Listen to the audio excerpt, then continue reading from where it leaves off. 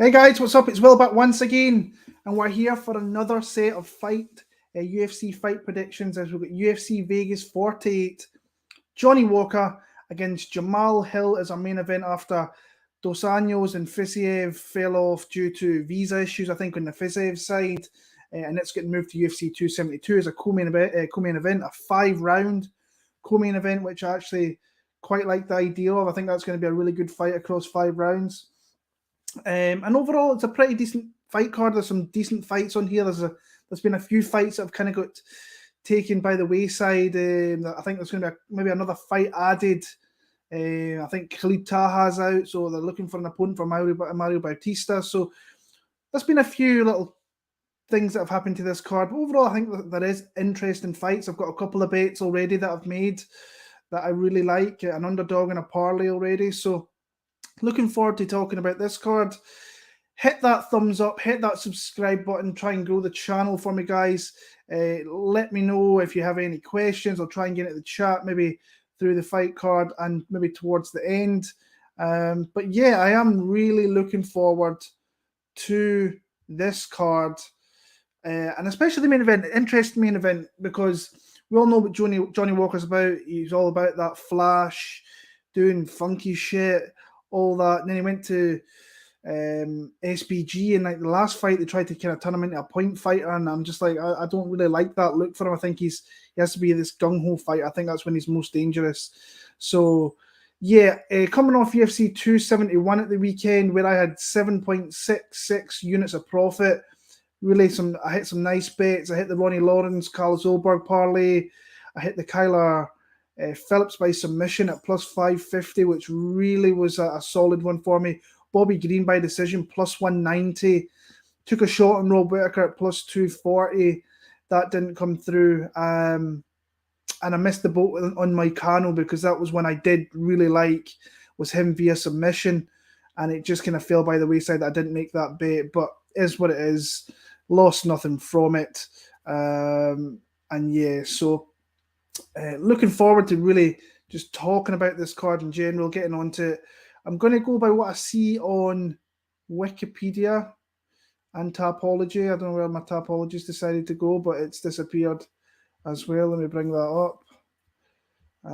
But like I say, there is some spots in this card that I do like, and we'll get into that now. We're going to start off in the featherweight division with a fight that got put together, I think, over the weekend. Christian Rodriguez, who fights out of Rufus Sport, is coming in here to replace Austin Lingo, who I believe fell off this card. Jonathan Pearce against Christian Rodriguez. Looking at what I've seen from Rodriguez, I think he's a pretty slick striker. You've seen him in the Dana White Contender Series where he, like I said, I thought he looked okay, but never really was too spectacular to the point where Dana didn't give him a contract. Won his fight against Junior Cortez, pretty unanimous decision. Wasn't the greatest fight.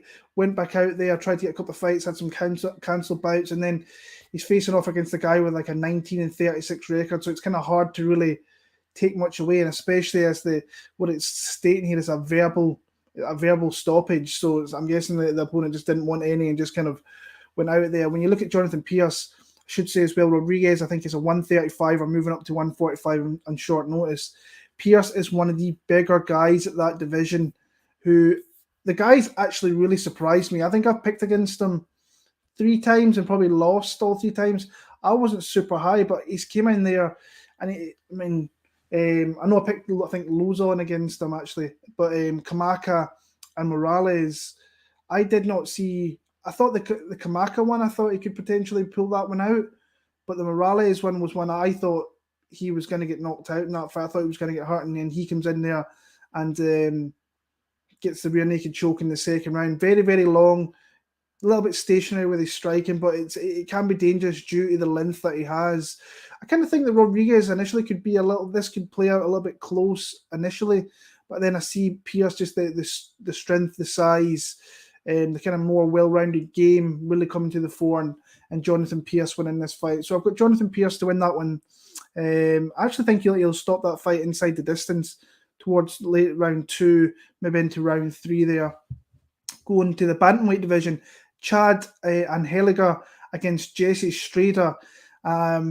This was one sometimes you look at fights and like, I don't really want kind of too much action, or don't really want to kind of watch too much in certain fights. And then there's fights that kind of trap you a little bit, and you're like, then you see a spot you like, and I'm like, oh, I like this spot, surprisingly. And it's two guys, I think it's 11-5 for Anheliger, his record, against Strader, who's only 5-2 in his UFC tenure. I like the underdog in this one, and I kind of feel dirty saying it because, like I say, I do think it is pretty low level what we see from Jesse Strader, but over here in the UK, he's plus 230, plus 225, plus 230. I'm like, that line to me is just, it shouldn't be that high. I really don't think it should be as high as that. When I watch Anheliger, I mean, he got a really good win over that Gufarov guy on the Contender Series, where hurt him with I think it was a lovely knee in the first round after getting taken down initially and then getting back to his feet. But in the kind of chaos, he came with a knee right up the middle, dropped him, got controlled a little bit in the second round, and then the third round managed to play off some of the takedowns that were coming his way and managed to win a decision there. So he's a guy that's obviously got a lot more experience from Strader. But when you look at Strader, I don't want to say I was impressed by his UFC debut against Montel Jackson, because the guy got kind of beaten in the first round, but he landed a lot of shots. And when you watch his previous fights in Combachi, I mean, he lands some beautiful combinations. I love the way he rips the body. He's got that, I think it's the Gonzalez fight and the Marcelo Rojo fought the previous weekend at UFC 271. He kind of catches him with these body combinations and then goes straight up the top and he drops him. He did it with Gonzalez. He did it with Marcelo Rojo. But there is some things there that are a little bit of a red flag. In the Rojo fight, you'll see him kind of get into a clinch, and instead of blocking knees that were coming straight up the middle, he decided to rip to the body, which is just never a good look. So, I mean, when you've got a guy who's only 5-2, you're taking a little bit of an unknown shot here. But what I've seen is the guy's got decent striking, some decent power, can throw out a nice jab, can attack the body, and I've seen enough power to where he can drop guys. Anheliger, like I said, I think he's solid, but I don't see him as being a 225 favourite. I'd be surprised if he came out here and looked that number. And his wins are okay. I mean, Gufarov 17-3. The highest stayed one was, I think he was 4-5-0 at that point, and he won with a late stoppage. I think he's had 5-round scheduled fights before, so that's something, a feather in his cap.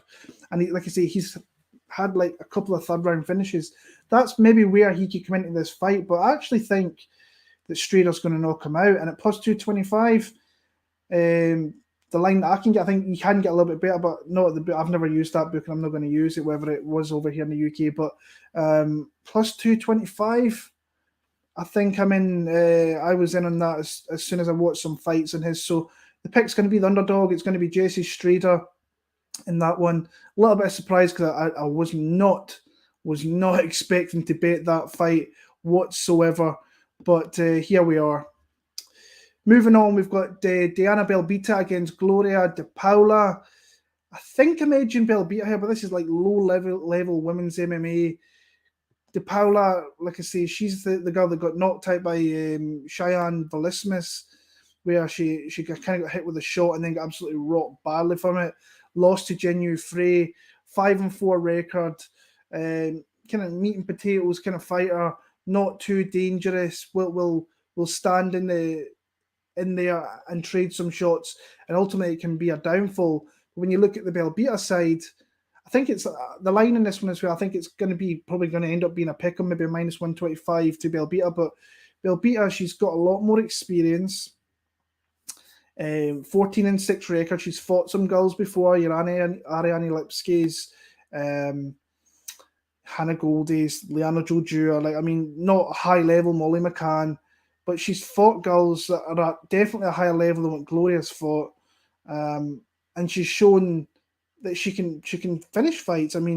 If you go back into her previous ones, but she is against 1 and 2, 0-0 fighters. Gloria is a close pretty much to being a 500 fighter, and really should she be in the UFC? I don't think so. One of the things that you'll see with the Joshua fight is that she hurts Joshua, and then just that silly fight IQ comes in where she leaves herself in there and gets armbarred. Your prototypical women's armbar. So I don't know whether I'll be having a play in this. If Belbita maybe got to plus money, it might tickle my fancy a little bit, but I think this should be a fight where she can come out and ultimately kind of win the fight, as long as she doesn't do anything stupid. I mean, that's the kind of thing. She's the bigger girl here. She's got the reach. She has more output, and she, like I say, she does get hit a lot, which is a little bit of concern, because in a low-level women's fight there, it could really come down to who lands the more strikes, and Paula could land the more strikes. But we've seen, like I said, in the last fight, she landed 117 significant strikes. She did get taken down, which is something that I do think Paula could probably get here, because Molly McCann was wrestling her with ease and hitting her up with some takedowns. So that's probably her change to victory. Is probably getting her down and being dominant in the ground. But I'm going to go Diana Belbita. Not super confident, because it's low-level women's MMA. You can never be super confident in a sport like that. But I'll pick her to win there. Featherweight division, we've got Chaz Skelly sitting around a -200, -225 here over in the UK. This is going to be his retirement fight, actually, as he faces off against the 18-3 Mark Strigel, who's making his second jaunt to the UFC here. And he's currently sitting, let me see what line he is sitting at. So he's sitting around plus 170, plus 175. So plus 188 I'm seeing as well there. So you can get him for around that, plus 175 to plus 188. I mean, he got starched in his debut against Said Nurmagomedov, and we've not seen him since. Both guys have been out a fair amount of time. When you look at Chaz Skelly, I thought, I've seen this guy in the cage before. And I'm like, of course I've seen him in the cage before. He was supposed to fight Jamahal Hill, and Jamahal Hill never showed up when he was standing in the cage. And then you look at his record, it's like he's not fought in like 2.5 years. And that's a little bit of a red flag. But when you look at this matchup, Strigel is a grappler, like I say. And I think when you look at both guys, you've got Chaz Skelly. For me, Chaz Skelly is a more competent grappler. Strigel, when you watch his previous fights, you can mention the Kai Kara France one.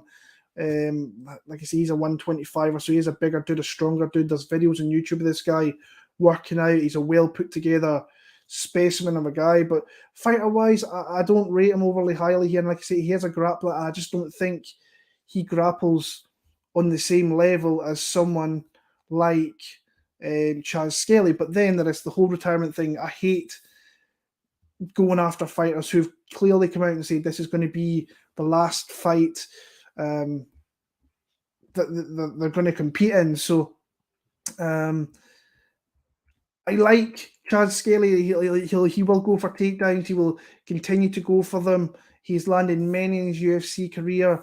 But like I say, he is, how old is he now? I want to see that. So he's the same age as me. Christ, he's nearly born the same day as me, actually. I'm a day older than him. So, yeah, he's getting on. He's had takedowns in pretty much every one of his fights. Your Jordan Griffin one, the Bobby Moffett fight, the Jason Knight fight, the Grutzmacher fight. He has had many, many takedowns in his UFC career. I just think he is the more competent grappler here. I think that they will get into, I think the first round could maybe play out a little bit close, but I think as the fight kind of moves on, I actually think that Chaz Skelly's got a good chance of submitting this guy, and that's something I might look at. It's the Chaz Skelly submission. I'm trying to be a little bit more positive, being a prop better, and Chaz Skelly maybe second round, third round. I'm still gutted that I never bet that Moicano second and third round subs last week, because it was plus 700. It was such a good number, and I just forgot to do it. So I might look into the exact same bet and see if that comes to fruition here. I've actually got Chaz Skelly in a parlay, which is a little bit scary. I was looking at other options in the card, and there is other ones there that I like them to win the fight. But I'm like, in a grappling type kind of match, I think I just prefer Chaz Skelly in this spot. So he is one part of my parlay that I have and I'll tell you about the other one once we get to that fight. But I've got Chaz Skelly for the win there. Jessica Rose Clark against Stephanie Egger. I mean, Jessie Jess had a really kind of boring fight last time out there where she didn't engage all too much, kind of used her strength, which she had in abundance against, name eludes me now, Jocelyn Edwards or Jocelyn Edwards.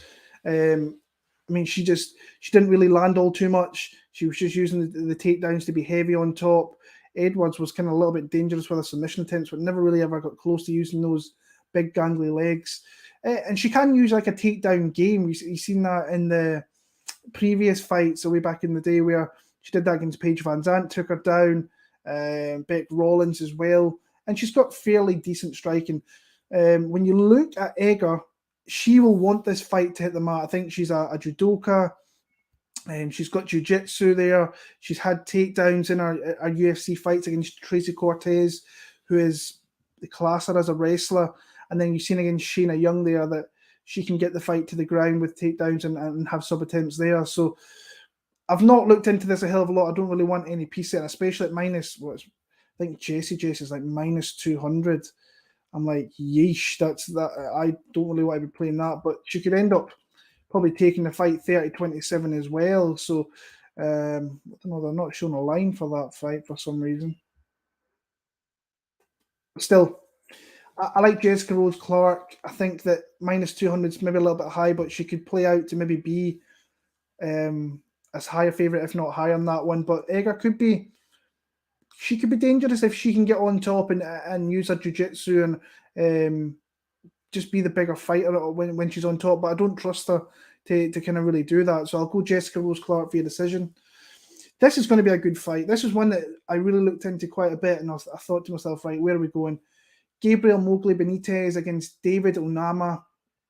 And there's been quite a big jump in the line of this. David Onama, when I looked before the fights last weekend, I seen a plus 100, minus 110, and now he's went out to like a minus 175, I want to say, on David Onama.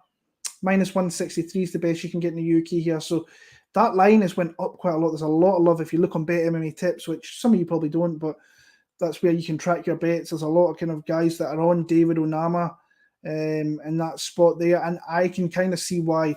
He went to the UFC, and like I say, I think he fought I want to say it was October last year, so I wasn't making a prediction video, so I didn't really go back and watch the catalogue of fights that he had coming into the UFC, but he had a tough opponent in Mason Jones, and the guy, to me, like he came in there in less than a week's notice against a guy like Mason Jones, who is an absolute savage, big hitter, great cardio, comes forward.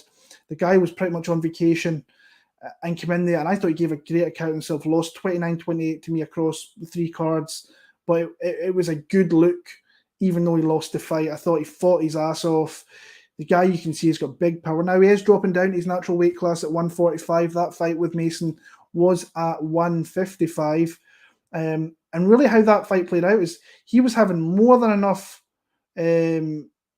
success on the feet. He was landing big shots that were really rocking the head back of Mason Jones, but Mason had that kind of ace card where you could take the fight to the ground. And if you watch some of Onama's fights in the regionals, that's how you have a little bit of success against this guy, is taking the fight to the ground. His takedown defense is not great. I think it'll be something he improves on. But he's also competent in getting takedowns himself. I've seen it in the Overton fight, who was a black belt himself. I seen it in there was another fight. I want to say it was the Castile fight that he did that as well. But the one thing that I really liked is just a straight, long jab. Is willing to get in close to land those big shots, and he's got power. He's got natural power coming from Uganda. You can see that big kind of Afrikaans power there that can really touch you up. And look at the face of Mason Jones at the end of this fight. He was lumped up. Now, Mason's known to kind of get cut and get lumped up a little bit, but I was super impressed with what I seen in his debut. But before this, I was like, Benitez is plus 140. I quite like that line.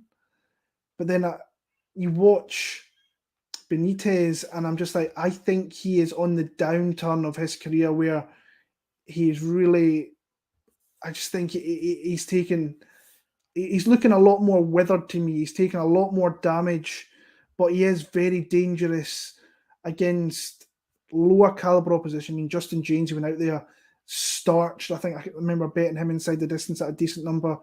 Humberto Bandenay starched, but then he wins those fights, but then he gets to jump up to your Yusufs. The Morales one was a tough one. I thought that was one he could have won. And then not taking anything away from the Quarantillo loss there. I mean, he got taken down, was landing some big shots, but was eating a hell of a lot from Billy Q. He was like a Terminator coming forward. The one thing that I kind of noticed, David Onama, heavy on that left leg when he's coming forward. And obviously we get Mowgli Benitez. We've heard numerous people talk about his low kicks and how they're some of the worst that people have had that have taken those shots, these coaches and so on. And of course, they could say that, but you can see some of the effects that those kicks have in the UFC. But Onama in one of his fights was checking low kicks. I think he hurt a guy. I think it was his other leg, and saying that he blocked the low kick, but then he injured himself in his left leg. I think it was the Plazola fight. I am going to lean David Onama, but I want to see a little bit more. Like I say, Mowgli's got a lot of UFC experience. He's had his wins, he's had his losses. His wins aren't against the greatest caliber opposition, though. When he's made that jump up against your Files, your Barzolas, your Yusufs, he's lost there. And he's been competent in those fights. I mean, he hurt Yusuf in that fight a little bit. He landed some clean shots. But initially, he went down in that fight as well. So I am going to go David Onama. I think I'm going to take him via knockout. I think he's going to get hurt by some of this just big power that Onama's got. So I was interested in Benitez, but when I watched a little bit more of Onama, I could see why there's quite a few people actually talking him up this week, or will be. And I could probably see that betting line maybe going up a little bit, and you might be able to get a plus 150 on a Benitez, maybe even a little bit more. So Onama is going to be the win there. Mario Bautista was up next, but they're trying to get an opponent for him, so we'll move on to the main card here. Banger. Joaquin Buckley against Razak, Abdul Razak Alhassan. You can get Joaquin Buckley. Let me see. What's the price we can get on Joaquin Buckley? Minus 150, plus 125, plus 130 over here in the UK. And you guys, if you've been around with me for the longest time, you know I'm a big fan of Razak Alhassan. And I've bet him in many spots at great odds. I bet him at spots at pretty bad odds as well. And I thought to myself, right, I'm not betting this guy again. And then I got him at decent odds against Alessio Di Chirico. And he's that type of fighter that throws one strike and the fight could be over. He literally threw one significant strike. It was a knockout blow, took no damage whatsoever. And if you look at the DraftKings stats, it's 1, 1, 1, 1, 1. One significant strike, one knockdown, one quick bonus, you name it. So it's quite interesting. It's a picture I've got on my phone and that one there. But he's against a guy in Joaquin Buckley who has also got that knockout power. Is very, very dangerous in his own right. And this could be a fight where I think we could see them maybe banging out and seeing who's got the most power. Both guys at 5'10", you've got a slight edge in the reach from Joaquin Buckley. He does land more, but he does absorb kind of pretty much the same as Razak Alhassan. Then you've kind of got the judo on Razak's side where he can get takedowns. I'm sure he could with the strength and the size of legs he's got. He can get takedowns. We have seen him take down people in the past, like in kind of scramble situations. The Hamasi fight. We have seen him getting taken down, obviously, against Omar Akhmedov. Remember that way back, that'd be 5 years ago probably now. But he's not a guy that's going to come out here and predominantly look to take you down. This guy is known for one thing and one thing only. And plus, I will say, his takedown defense isn't great. We've seen Malkoun, who fought the weekend, come out there and get probably 5, 6, 7, 8 takedowns in that fight and control them. But Malkoun has shown that he can do that with a lot of guys. So not taking anything away there. But we've seen him knocked out against Chaos Williams as well. But predominantly, this guy wants to come out and throw heavies. He wants to throw some leather. And a guy like Buckley, who I think would be up for that. Now, if I'm Buckley, I try to push him against the cage, tire him out, and working him second and third round, look for a finish there. But I don't know whether he's got the capabilities for that. I really don't. He's coming off a loss where he got head kicked by Razak's the guy that he just knocked out in Jericho, who's not known for, I should say that was the fight before, but he did get knocked out by Jericho, head kick, knocked out in the first round there. So he can also be taken out as well. And then he's coming back off a win over Antonio Arroyo, third round knockout there, caught him with a big shot. And that's a decent win because Arroyo, he was never really UFC caliber, but he was dangerous with his striking. But he would just spam things to the point where he would gas himself out, and then he was at the will of his opponents, and I don't think he's in the UFC anymore. I'm going back to the well with Alhassan here. I just can't help myself. It's one of these plays that I made. It was the same last week with Whitaker, where I knew that probably, and like I say, I thought he fought close. I had it 48-47 for Izzy, but I did think it was pretty clear that it was 48-47. People are scoring it for Rob. I didn't see that, but Razak is one of the guys that I always go to betting wise, and at dog odds, I'm probably going to take another underdog stab at him. I want to see what his knockout prop is, maybe first round, and maybe take a shot on that. But plus 125, plus 130, I don't mind taking a stab on that. Honestly, I think I'm going to be pretty light in this card. Maybe 4 bets, maybe taking a 1.5 unit shot on Alhassan at those odds. I don't mind. I'm going to take him via first round knockout in that one there. So Abdul, Razak, Alhassan for the W. Guys, before I go on, if you're in the chat there, if you're watching, please hit that thumbs up. Please subscribe. Thank you so much for all the love.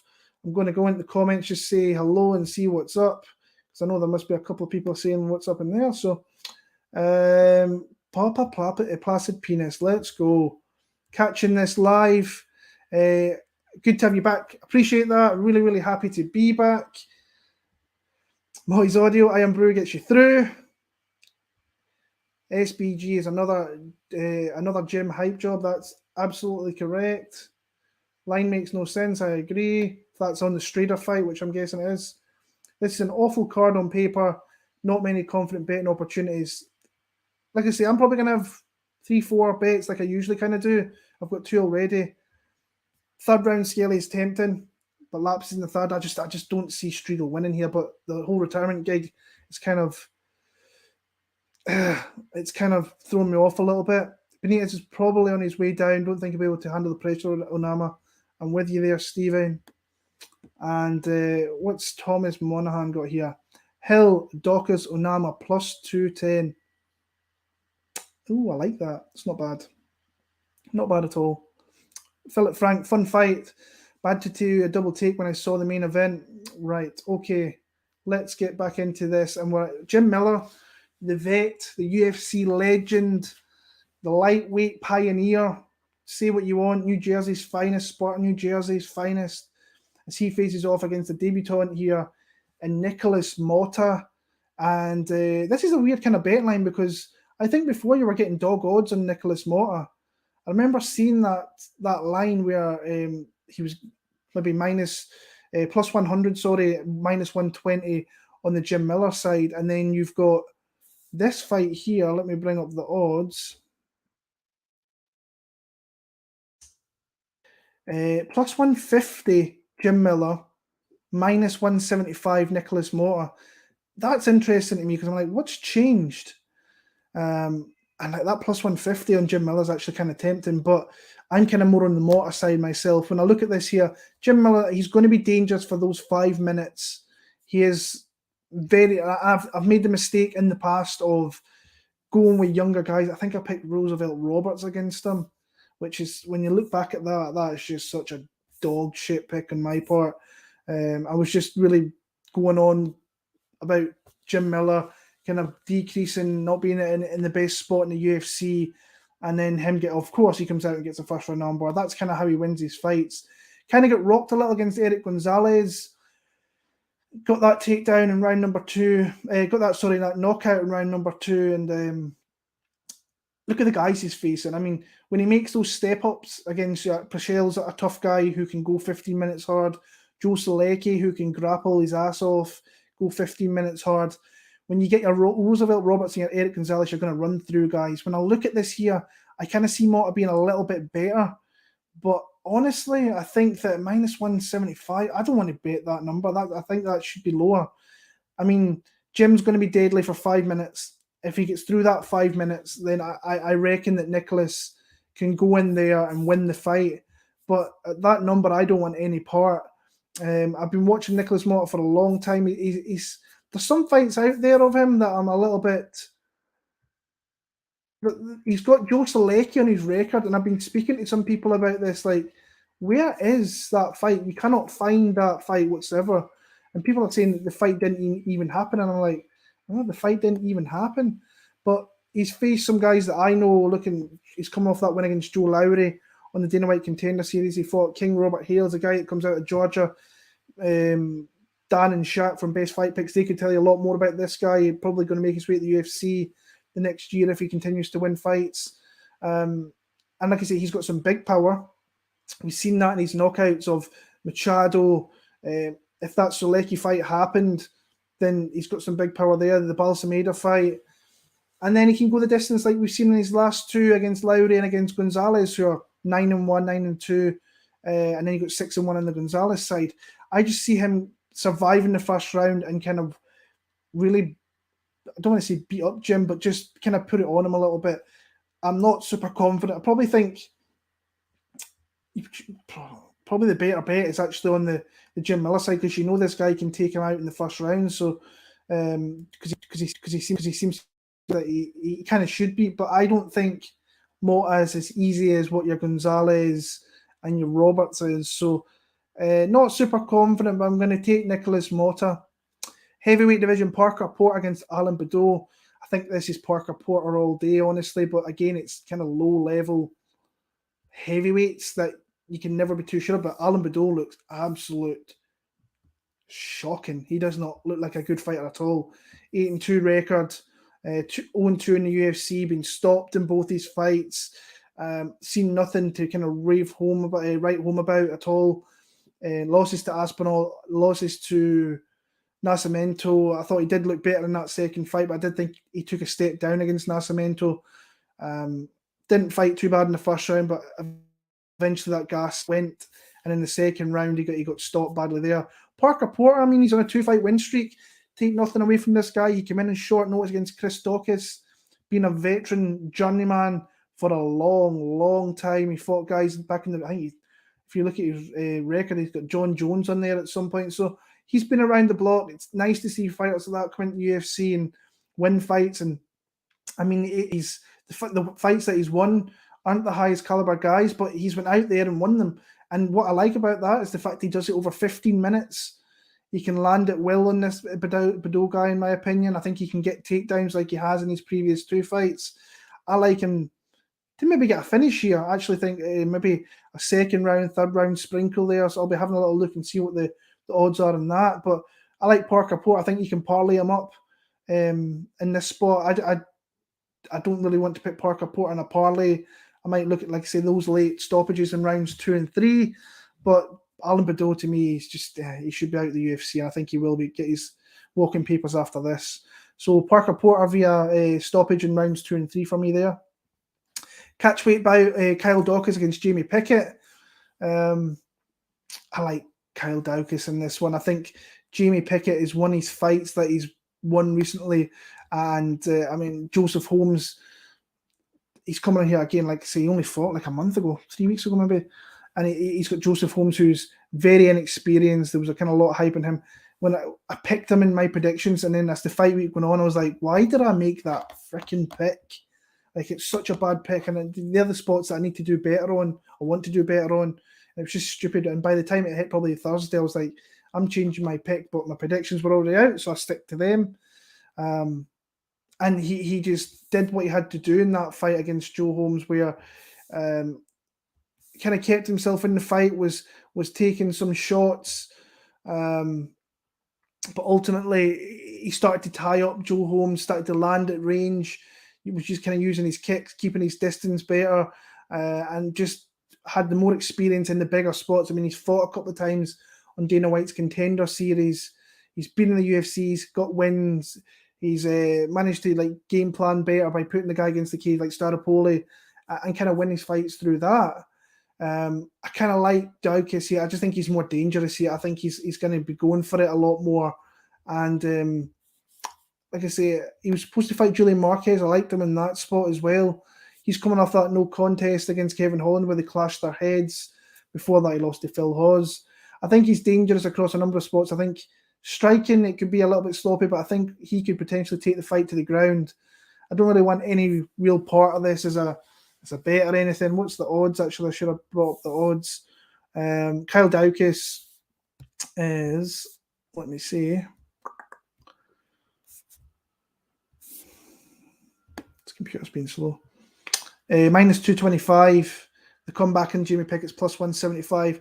I think he could potentially make it close, Pickett, but my pick's going to be Daukaus. Like I said, I don't really want too much of that fight. I don't even think I'll be looking at that much on DraftKings.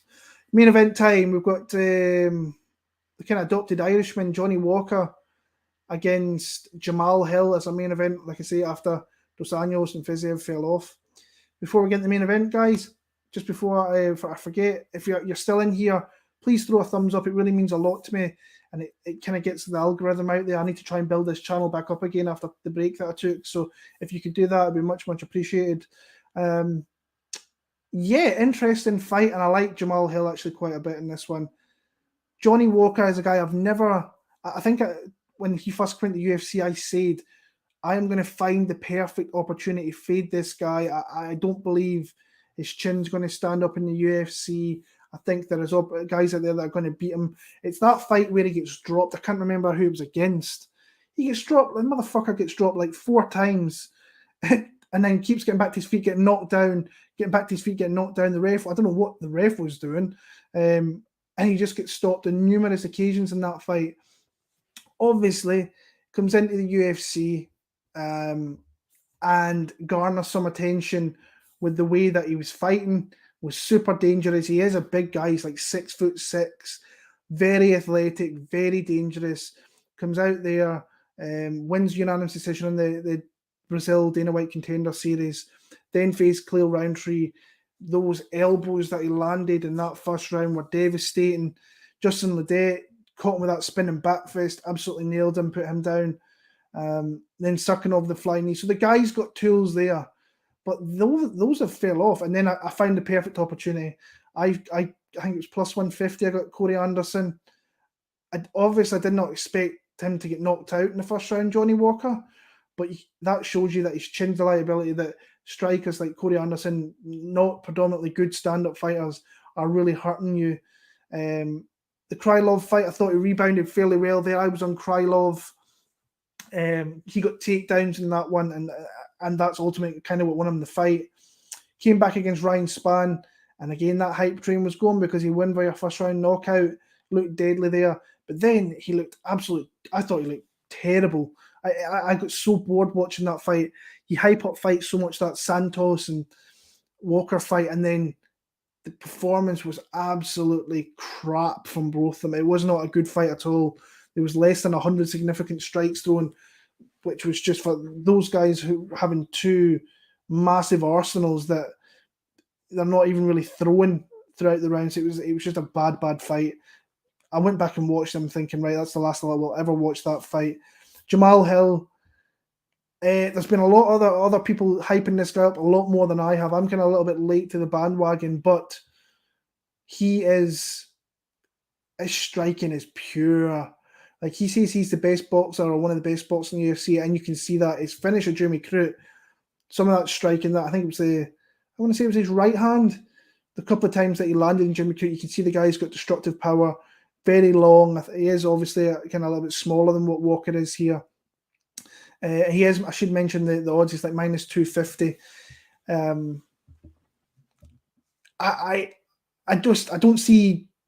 I cannot see Johnny Walker just sitting back like he did in the last fight, because obviously he lost that fight by sitting back and not throwing enough. Now, it was kind of close where he could have got the decision, but for me, I think he has, if he's going to win fights and be relevant in the UFC, he has to go back to being that go-getter, coming after you, go out, die on your shield. If you get knocked out, you get knocked out. That's what he's going to have to do here, in my opinion. He's not going to win a 25-minute striking decision. I just do not see it. I think at some point he gets clipped. I think he gets too aggressive and gets clipped. Jamahal Hill's, like I say, he's had his losses. He got a little bit cocky in that Paul Craig fight and then got his arm blasted off him for it. I think that humbled him a lot. I actually think the Scots over here appreciate him quite a bit after the picture that came out with him and Paul, and he said that he maybe went a bit far with some of the things he said about the Scottish fans and Paul Craig's fans in general, but the guy's got power. I expect him to land here. I'd be surprised if he doesn't land something clean on that chin in a 25-minute sequence here and put Johnny Walker down. And once he's got him hurt, I think that it's just going to be night-night for Johnny Walker. So I've got Jamahal Hill parlayed with Chaz Skelly. I think it's plus 110 I've got him at. So, yeah, that's my pick there. I think that he wins in the first couple of rounds. And that's kind of where I'm going there. I'll put my picks across the bottom for my card there for what I see and where I'm going to go. Like I say, Mario Bautista probably is going to get added to this card as well. But you'll see my picks: Hill, Daukaus, Porter, Motta, Alhassan, Onama, Clark, Skelly, Belbita, Strader, and Pearce. And the bets that I've got: Skelly and Hill plus 110, Jesse Strader plus 225. That's kind of where I'm at, guys. I'm going to go back into the chat and see what's going on here. Where was I? Philip Frank. Miller retakes the most fights in UFC history from Arlovsky this weekend. These old dogs just keep racking up the fights for their pension. I mean, it's crazy how long these guys kick around. I saw that Solecki KO in a highlight video on YouTube. I'll maybe need to find that, Tiger Bomb. I've never seen anything of it, but people were saying that fight didn't even happen, which was a little bit weird. If it's on his record, you would have thought it happened. So, love Bovada Polka. Great to have you back, Will. Hope the kid and the rest of the family are doing well. They're doing great. They're doing fantastic, actually. So much appreciate that. Corey Anderson, it was. Walker versus Santos is Carlos Hulberg's favourite fight. Yeah. And that Ulberg fight of the weekend was brutal. All I was happy about is the fact that he won that fight. I cashed my parlay on him and Ronnie Lawrence at plus money. I think it was plus 105. But like I say, there was some good fights at the weekend. I thought Whitaker fought a good fight, even though it was pretty clear that I thought Izzy won that fight. And then Taito Ivasa was the one. That was the one last week where I picked Derek Lewis. And as the fight week went on, I loved me Taito Ivasa. I was all over him in DraftKings. And that's the one fight that I would probably have changed along with William Knight, who looked fucking terrible. And I should have seen that coming. Like Grisham would make it look that easy because he's got so much experience. And William Knight to me was obviously carrying an injury or something was going on because he looked gop and he didn't look good at all. So, but yeah, that's my picks there, guys. I'm kind of waffling on a little bit. I'll see if I can try and get a video later on in the week regarding maybe how I maybe change some of my picks or something maybe keeps up if I can find the time. I am working all week through till Saturday afternoon at like 5 o'clock, like 4 hours before the fight starts. So yeah, guys, if you can hit that thumbs out on the way out, thumbs up on the way out, it would be great. Please hit the subscribe button if you're new. Please leave a comment with your picks down below and let me know who you're on. And I'll be back next week. Who have we got next week, actually? Is it? I've kind of forgotten where we're going. Dariush and Makhachev. Have I got a bet for that card already, actually? I think I have. No, I don't. It's a previous week, so the following week, I should say. But guys, until next week, all the very, very best. Take care, and thank you for sticking with me for this.